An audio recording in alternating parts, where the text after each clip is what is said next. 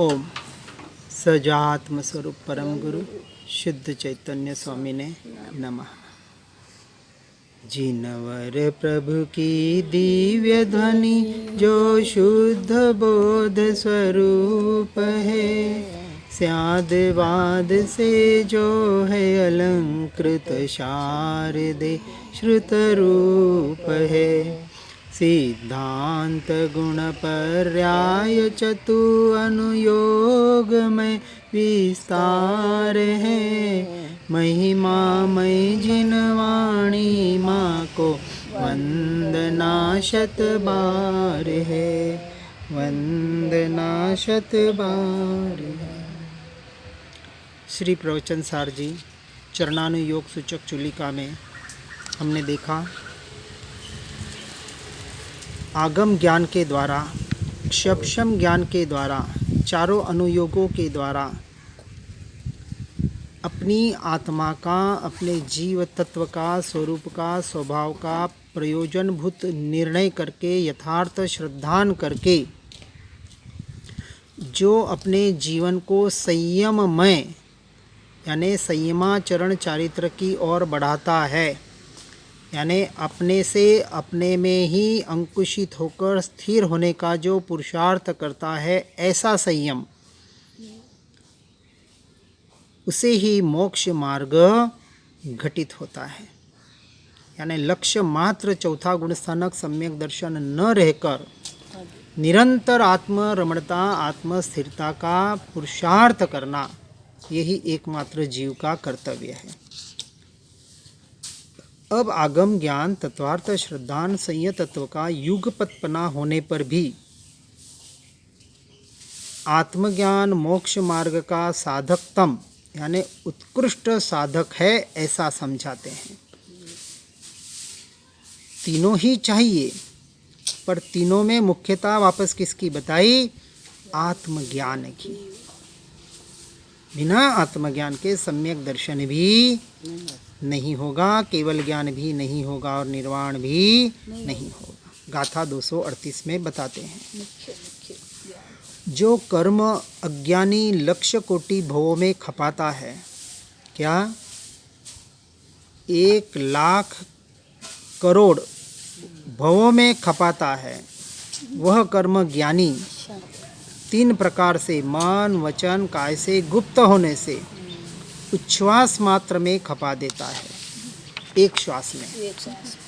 अब इसकी टीका में कहते हैं, जो कर्म अज्ञानी को क्रम परिपाटी से तथा अनेक प्रकार के बाल तपादि रूप उद्यम से पकते हुए जो क्रम से चल रहा है, बाहर के त्याग, तपस्या, क्रियाएं, दीक्षाएं, इनमें ही सिर्फ जो रचा पचा हुआ है, जिसे बाल तप कहा, और राग द्वेष को ग्रहण किया होने से सुख दुख आदि विकार भाव रूप परिणमित होने से पुनः संतान को आरोपित करता जाए, इस प्रकार लक्ष्य कोटि भवों द्वारा चाहे जिस प्रकार महाकष्ट से अज्ञानी पार कर जाता है,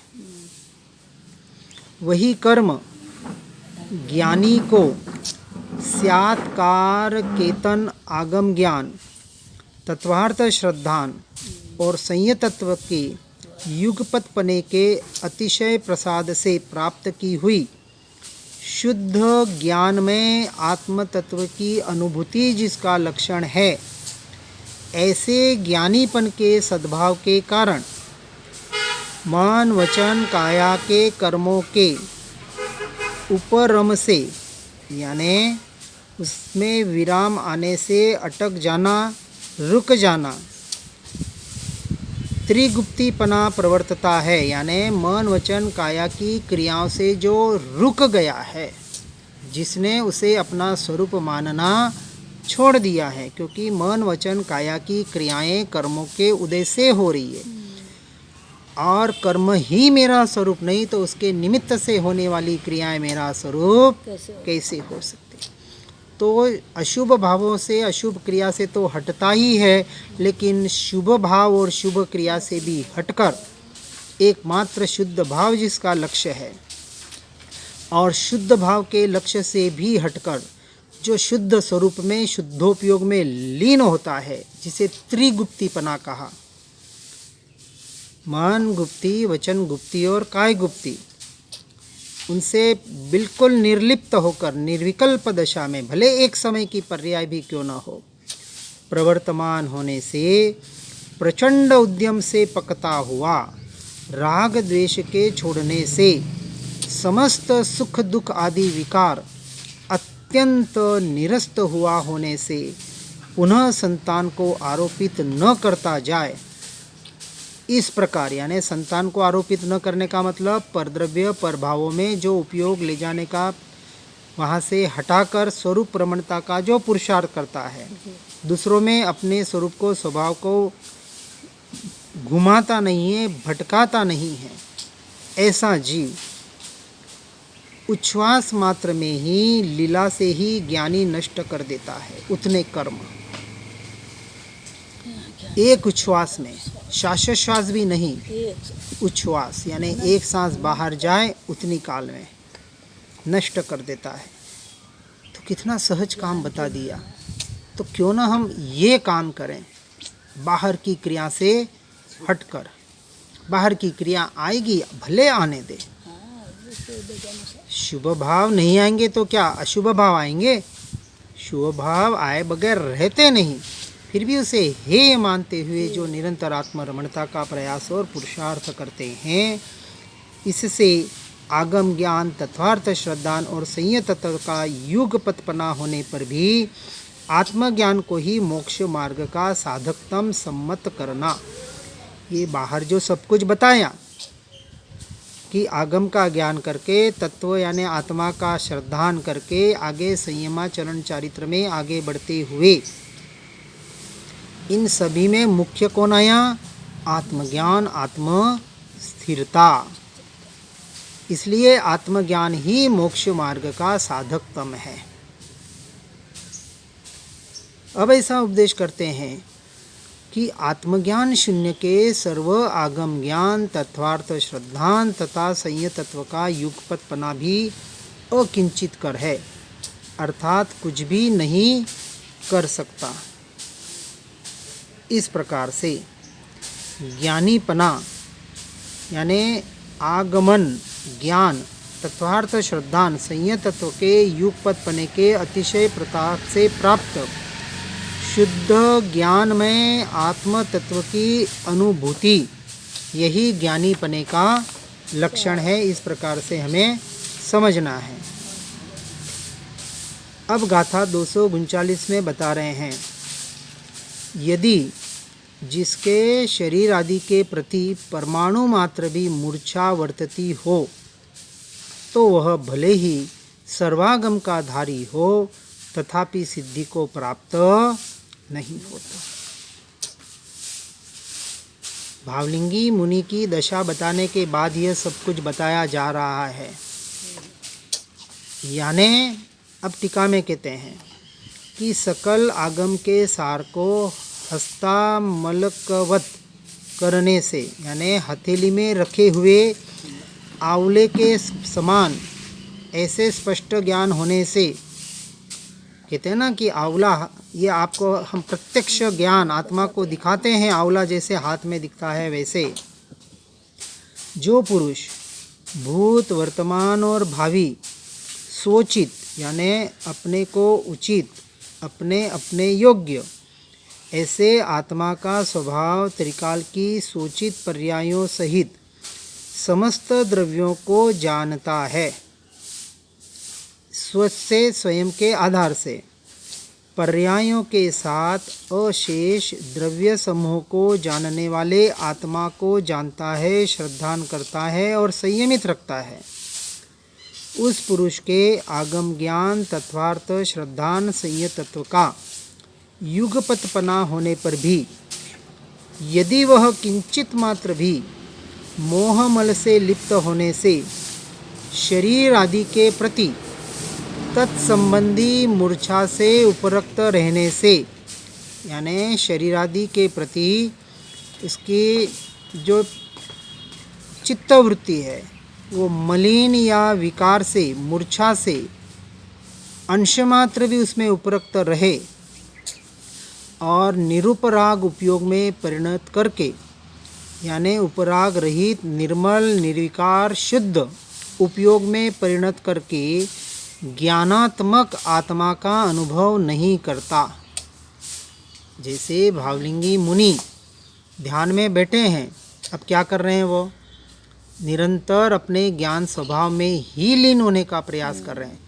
तावकायम ठाणेणम मणेणम झाणेणम अपाणम वोसिरामी, ये ध्यान की कायोसर की अवस्था कि आत्मा में ऐसी लीनता कि मन वचन काया पर दृष्टि ही न जाए, उसका पूरा उत्सर्ग हो जाए, त्याग हो जाए। ऐसे निरुपराग उपयोग में परिणत करके ज्ञानात्मक आत्मा का जो अनुभव नहीं करता, तो वह पुरुष मात्र उतने यानी कुछ मोह मल कलंक रूप किले के साथ बंधे हुए कर्मों से न छूटता हुआ सिद्ध नहीं होता। यानी ध्यान समाधि में कायोसर्ग की दशा में अंश मात्र भी उपयोग बाहर के परिणामों पर समय में न जाए, तो ही जीव अंतर मुहूर्त में केवल ज्ञान की प्राप्ति कर सकता है, अन्यथा नहीं। इसलिए आत्मज्ञान शून्य, आगम ज्ञान तथात्व श्रद्धान संयत तत्व का युगपत्पना भी अकिंचित कर ही है। इसलिए आत्मज्ञान की महत्ता बताई। निरंतर ज्ञान स्वभाव की लीनता एकमात्र जिसका उपाय है, जिसका लक्ष्य है। अब परद्रव्यों पर तो नहीं, पर भावों पर तो नहीं, परंतु पर्याय में अभी क्या परिणमन हो रहा है वहाँ भी उपयोग नहीं। जो अद्भुत शांति, अद्भुत आनंद, अद्भुतता का जो भीतर अनुभव हो रहा है, वहाँ पर भी अपने गुणों के भेदों पर भी जिसकी दृष्टि नहीं, जो गुण गुणी के भेदों से पार हो गया, ऐसे अपार, ऐसे अपूर्व लीनता से ही कैवल्य प्रकट होता है। तो अब प्रयास और पुरुषार्थ हमें इसी का करना है, सीधी सी बात है। अब आगम ज्ञान तत्वार्थ श्रद्धान संयत तत्व के युगपत पने के साथ आत्मज्ञान के युगपत पने को साधते हैं। अब दोनों का मेल क्या है? अर्थात आगम ज्ञान तत्वार्थ श्रद्धान और संयत तत्व इस त्रिक के साथ आत्मज्ञान के युगपत पने को सिद्ध करते हैं। गाथा 240।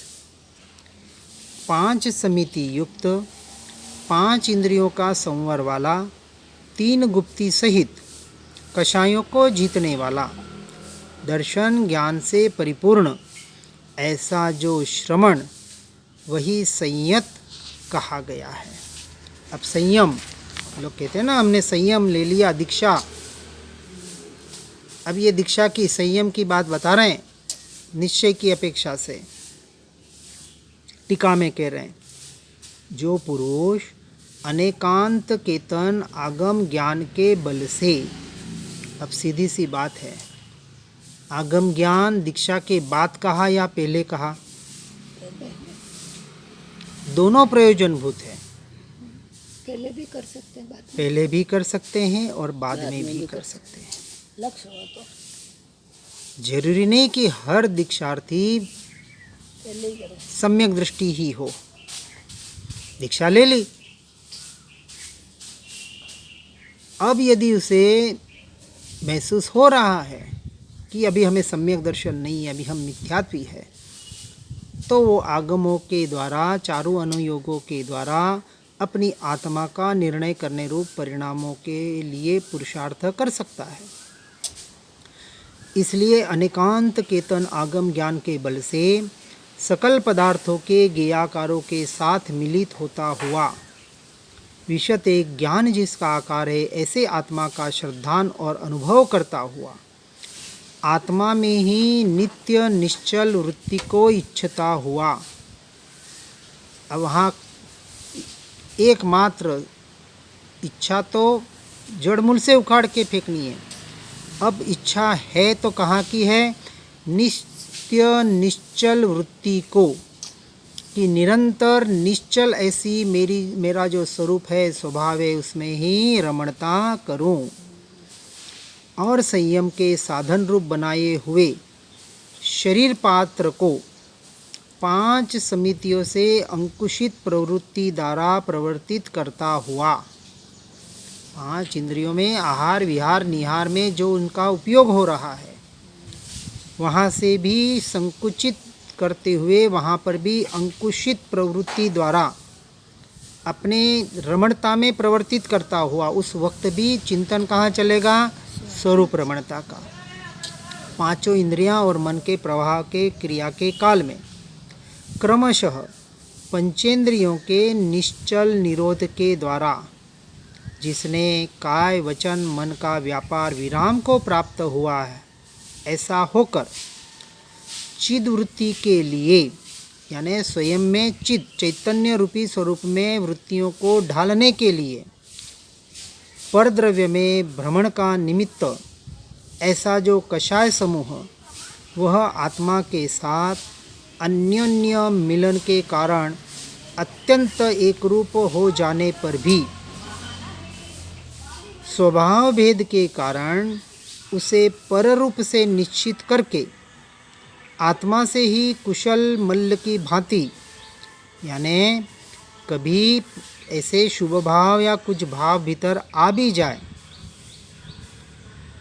तो भी उस पररूप से अपने आप को तुरंत हटाकर, गुणस्थानक की अपेक्षा से चौथे में वहाँ से हटने में देर लगेगी, 5वें में वो कालावधि कम होते जाएगा, और 6ठे में तो तुरंत ऑन द स्पॉट कुछ सेकंड के लिए बाहर गए। जैसे ही बाहर गए कुछ मिनट के लिए गए, और जैसे ही आभास हुआ वहाँ से आत्मा से ही कुशल मल्ल की भांति, जैसे मल्ल कैसे लड़ाई लड़ता है और जीतने का निरंतर प्रयास करता है दूसरे को, अत्यंत मर्दन करके, यानी उनको दबा करके, कचर कचर के, उसका दमन करके अक्रम से उसे मार डालता है, यानी वहाँ से दृष्टि को हटाता है। क्योंकि भावों का परिणमन है, वह पुरुष वास्तव में सकल परद्रव्य से शून्य होने पर भी विशुद्ध दर्शन ज्ञान मात्र, यानी आत्म तत्व का जो स्वभाव, ऐसे विशुद्ध दर्शन ज्ञान मात्र से स्वभाव रूप से रहने वाले, यानी परद्रव्य से जो शून्य है, यहाँ शून्य यानी स्वयं से शून्य नहीं है, स्वयं से तो परिपूर्ण है, और पर से जो शून्य है, यह शून्य दशा। जो अन्य ध्यान करने वाले शून्य को कहते हैं कि शून्य दशा में आना, हम शून्य दशा की बात नहीं करते। पर द्रव्य से शून्य होकर जो स्वरूप में परिपूर्ण स्थिर है, ऐसे स्वभाव रूप से रहने वाले आत्म तत्व, यानी स्वद्रव्य में नित्य निश्चल परिणति उत्पन्न होने से साक्षात संयत ही है। यह कहा संयम, वेश बदलने का नाम संयम नहीं कहा। व्यवहार से भले हो, बिना निश्चय के व्यवहार नहीं है, व्यवहाराभास है। इसलिए ऐसे संयमाचरण चारित्र में हमें निरंतर आगे बढ़ना है, और उसे ही आगम ज्ञान, तत्वार्थ, श्रद्धान, संयत तत्व के युगपतपने का तथा आत्मज्ञान का युगपतपना सिद्ध होता है। यानी तीनों ये व्यवहार की अपेक्षा से बताया। कौन से तीनों? आगम ज्ञान, तत्वार्थ, श्रद्धान और संयत तत्व।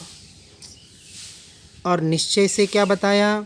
एकमात्र आत्मज्ञान की रमणता, ज्ञायक भाव की लीनता, और इससे युगपतपना सिद्ध होता है। वही जीव केवल ज्ञान तक पहुंचकर अपने स्वरूप को प्रत्यक्ष प्रकट करके अनंत काल के लिए सिद्धशिला में अपने आत्मा में लीन होने का अधिकारी है। इस बात को सुनकर समझकर उस अनुरूप अपने जीवन को परिणमित करने का यथार्थ प्रयास और पुरुषार्थ करें। इसी भावना के साथ ओम नमः सिद्धम।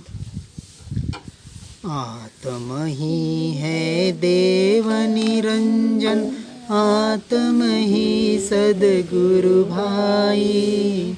आत्मशास्त्र है धर्म, आत्म ही तीर्थ, आत्म ही सुखदाई। आत्म मन नहीं है रत्नत्रय, पूरित अवगाहन सुखधाम। ऐसे देव शास्त्र सद्गुरु को, धर्म तीर्थ को सतत प्रणाम। धर्म तीर्थ को सतत प्रणाम।